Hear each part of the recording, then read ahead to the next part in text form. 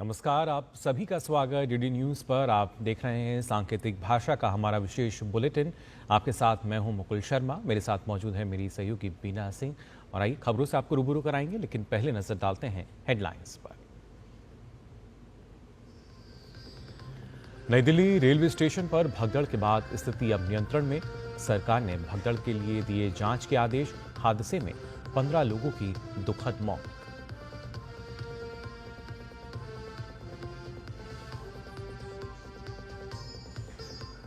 प्रधानमंत्री नरेंद्र मोदी आज नई दिल्ली के भारत मंडपम में भारत टेक्स एक्सपो में होंगे शामिल। टेक्सटाइल सेक्टर को आगे बढ़ाने का देंगे मंत्र।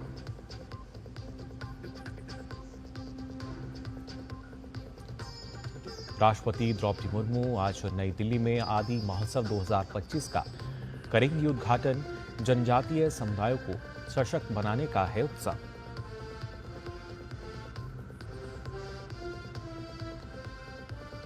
दिल्ली में नई सरकार के गठन को लेकर सरगर्मी तेज। भाजपा आज पर्यवेक्षकों के नाम की कर सकती है घोषणा।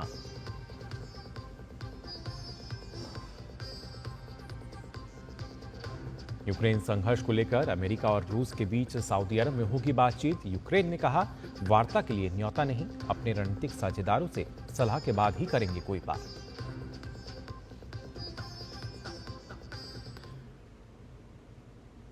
और आइए खबरों पर नजर डालते हैं विस्तार से। नई दिल्ली रेलवे स्टेशन पर कल रात महाकुंभ जाने वाले यात्रियों की भीड़ अधिक होने से भगदड़ मच गई। इसकी चपेट में आने से 15 लोगों की मौत हो गई। इस हादसे में 12 लोग घायल हो गए हैं। ज़्यादातर की हालत स्थिर बताई जा रही है। घायलों को आरएमएल और एलएनजेपी अस्पताल में भर्ती कराया गया है। घटना की उच्च स्तरीय जांच के आदेश दे दिए गए हैं। घटना की सूचना रात 9:55 पर मिली, जिसके बाद रेलवे प्रशासन और सुरक्षाकर्मी मौके पर पहुंचे। स्थिति कंट्रोल में है। ये घटना शनिवार को उस समय हुई जब 2 प्लेटफॉर्म पर लोग प्रयागराज जाने वाली ट्रेन का इंतजार कर रहे थे। रेलवे प्रशासन ने यात्रियों से शांत रहने और फिलहाल अफवाहों पर ध्यान न देने की अपील की है।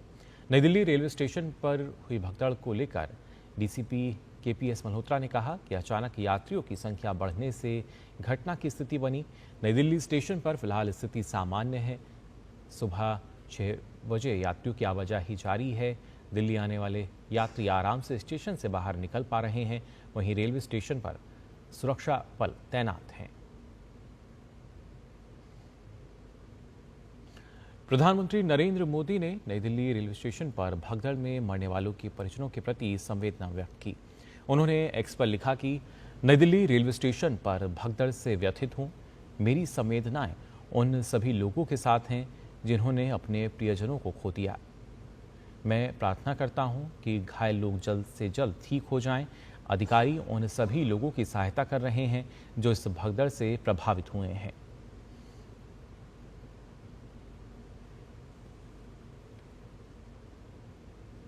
दिल्ली के उपराज्यपाल वीके सक्सेना ने एलएनजेपी अस्पताल में भर्ती घायल लोगों से मुलाकात की। वीके सक्सेना ने कहा कि घटना की चपेट में आए घायलों को बेस्ट ट्रीटमेंट दिया जा रहा है। इस घटना में कुछ लोगों को माइनर इंजरी और फ्रैक्चर है। प्रशासन पूरे तरीके से इलाज में लगा हुआ है और स्थिति पूरी तरीके से नियंत्रण में है।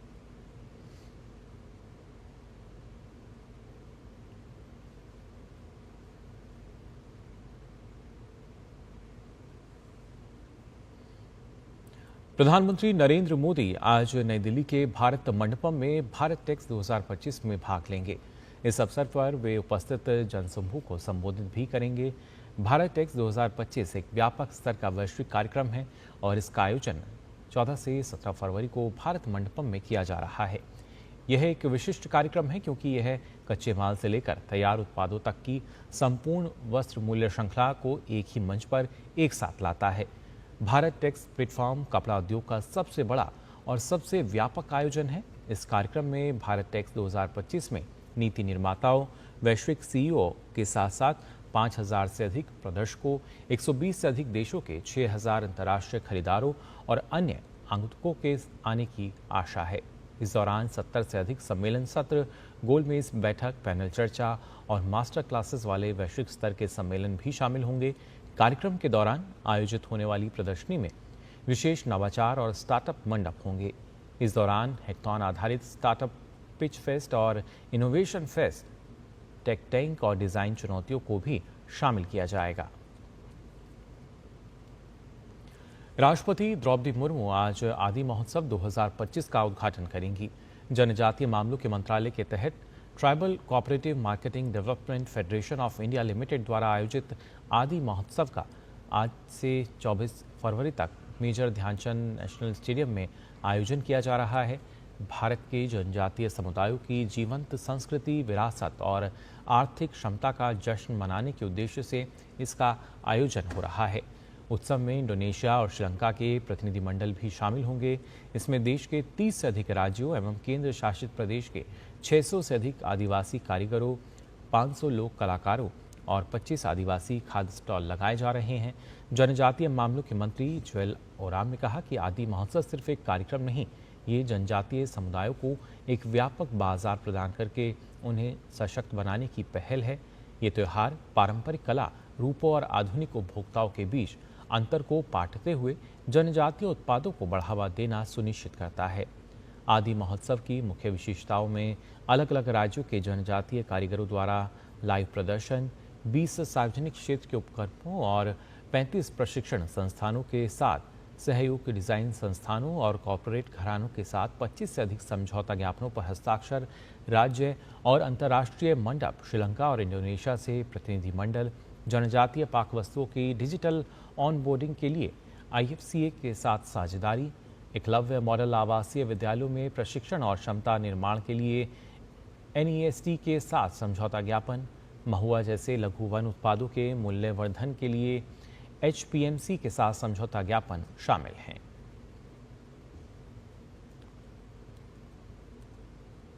दिल्ली में सरकार गठन को लेकर भारतीय जनता पार्टी में बैठकों का दौर जारी है।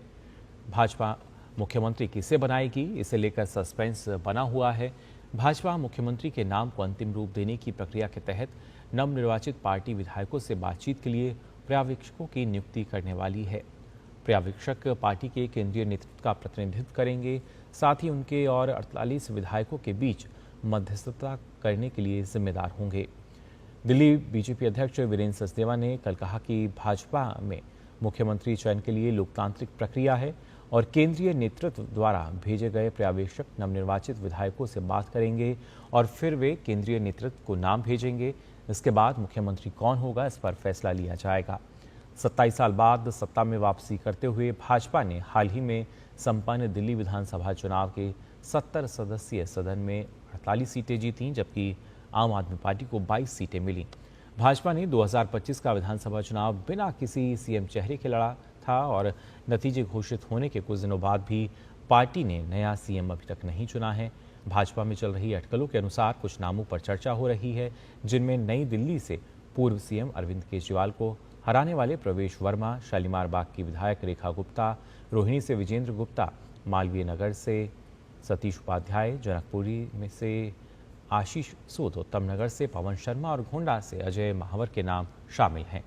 केंद्रीय पर्यवेक्षकों द्वारा नाम तय करने के बाद विधायक दल की बैठक बुलाई जाएगी, जिसमें नवनिर्वाचित विधायक अपना नेता चुनेंगे। विधायक जिस व्यक्ति को अपना नेता चुनेंगे वह दिल्ली में नई सरकार बनाने का दावा पेश करेगा। पार्टी के एक अन्य नेता ने बताया कि भाजपा जवाहरलाल नेहरू स्टेडियम या रामलीला मैदान में नए मुख्यमंत्री का शपथ ग्रहण समारोह आयोजित करने की योजना बना रही है, जिसमें भाजपा और एनडीए शासित राज्यों के मुख्यमंत्रियों को भी आमंत्रित किया जाएगा। समारोह में प्रधानमंत्री नरेंद्र मोदी भी मौजूद रहेंगे।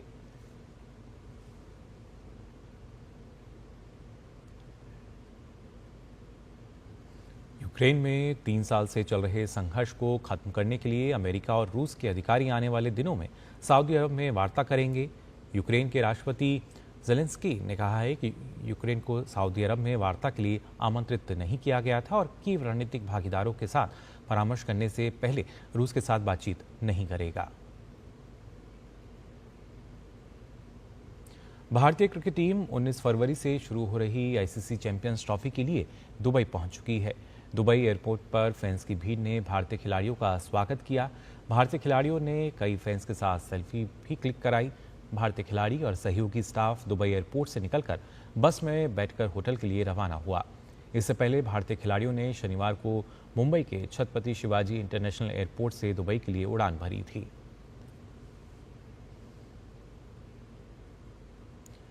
विमेंस प्रीमियर लीग 2025 के दूसरे मैच में दिल्ली कैपिटल्स ने मुंबई इंडियंस को आखिरी गेंद तक चले रोमांचक मुकाबले में 2 विकेट से हरा दिया। इस मैच में मुंबई ने पहले खेलते हुए 164 रन बनाए, जिसके जवाब में दिल्ली ने आखिरी गेंद पर 2 रन भागते हुए जीत सुनिश्चित की।